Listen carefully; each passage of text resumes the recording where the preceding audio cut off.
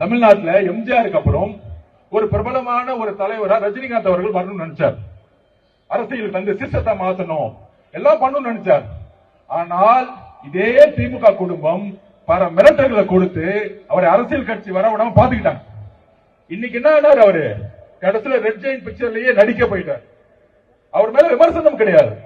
அந்த வலிமை, மன வலிமை நம்ம தலைவர்கிட்ட இருக்கு. நான் பதிவு பண்றேன்.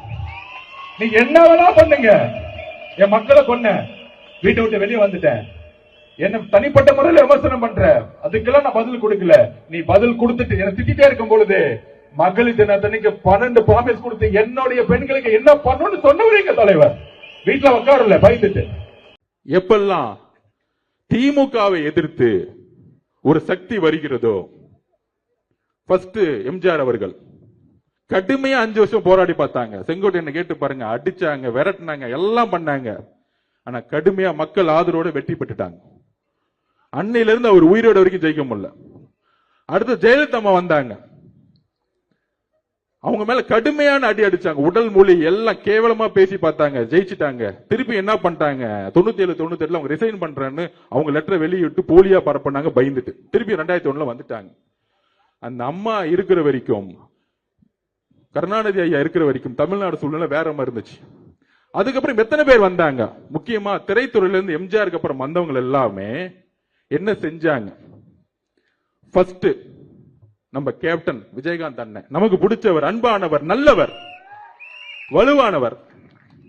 என்ன அவதூறு சொற்களை சொல்லி, என்ன கட்டமைப்பை உருவாக்கி, என்ன பிரச்சாரத்தை உருவாக்கி, நான் மிரட்டல் சொன்னது ஒருத்தர் நேரா கூப்பிட்டு மிரட்டுறது கிடையாது. அவதூறு பிரச்சாரங்கள், கீழ்த்தரமான பிரச்சாரங்கள், தனிப்பட்ட முறையில் பிரச்சாரங்கள், இதையெல்லாம் உருவாக்கி அவரை எந்த அளவுக்கு வீழ்த்தினாங்கன்னு தெரியும் உங்களை.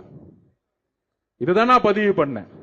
அதுக்கப்புறம் பாசமிகு நம்மளுடைய ரஜினிகாந்த் சார், அவரும் கட்சியை உருவாக்கணும்னு சொல்லும் போது நான் தேர்தலில் வேலை பார்த்தேன்.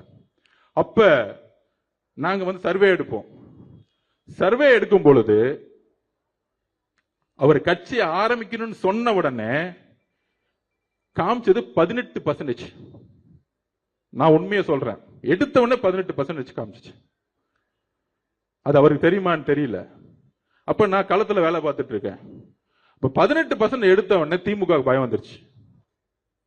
அப்ப என்ன மாதிரி போலி கருத்துக்களை உருவாக்கணும், இதைதான் நான் மிரட்டல்னு சொன்னேன். அவரை கூப்பிட்டு மிரட்டினாங்க, அந்த குடும்பம் செஞ்சுச்சு, இதுக்கான அர்த்தம் இல்ல. என்ன மாதிரி பிரச்சாரத்தை உருவாக்குவது,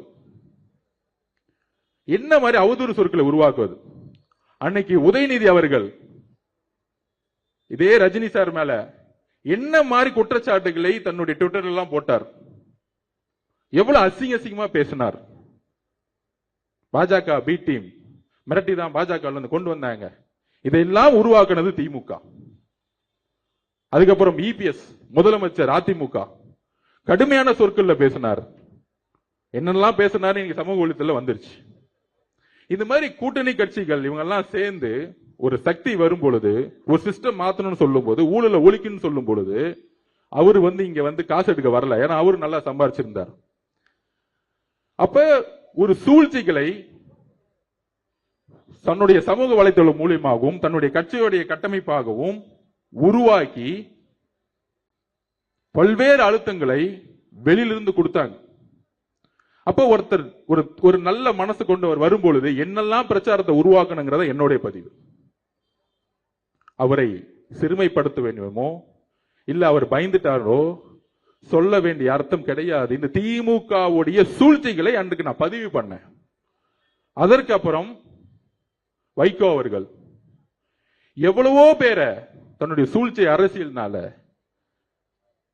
எல்லா விதமான பிரச்சாரங்களையும் உருவாக்கி என்ன செஞ்சாங்கிறத பதிவு பண்ண. அதுதான் என்னுடைய நோக்கம்.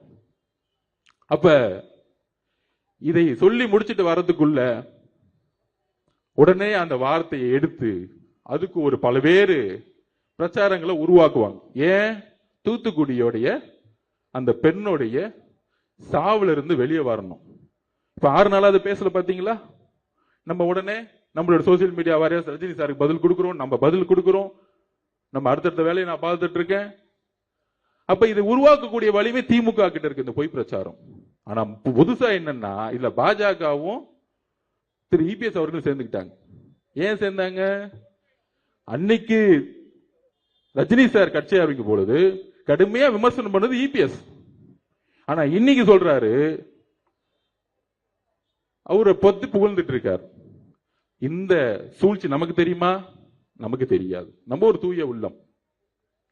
அதையே மீறி இன்றைக்கு ரஜினி சார் கிட்ட ஒரு அறிக்கை வந்துச்சு. ரஜினி சாருக்கு எல்லா உண்மைகளும் தெரிஞ்சிருக்கலாம். ஆனால் இந்த விவாதங்கள் இதெல்லாம் பார்த்து அவரு தன்னுடைய மனசுல தப்பா நினைக்கிறதுக்கான வாய்ப்பு இருக்குன்னு அவர் அறிக்கையை பார்த்து தெரிஞ்சுக்கிட்டேன். எங்களுடைய பாசத்துக்குரிய ரஜினி சார் அவர்களே, எங்களுடைய தலைவருக்கும் நீங்கள் தலைவர் அப்படின்னு அசோகன் என்ற சொன்னார். எங்களுடைய தலைவருடைய நிலைப்பாடும் தான் எங்களுடைய நிலைப்பாடும். அப்ப இந்த சூழ்ச்சிகளுக்கெல்லாம் ஏன் நடந்துச்சுன்னு சொல்லக்கூடிய இடத்துல நான் இருக்கிறேன். தூத்துக்குடியோடைய என்னுடைய தங்கை கற்பழிக்கப்பட்டு இன்னைக்கு வந்து செத்து போய் 6 நாள் ஆயும் அவனுடைய குடும்பம் இன்னைக்கு நடுரோட்ல நின்றுட்டு இருக்கு.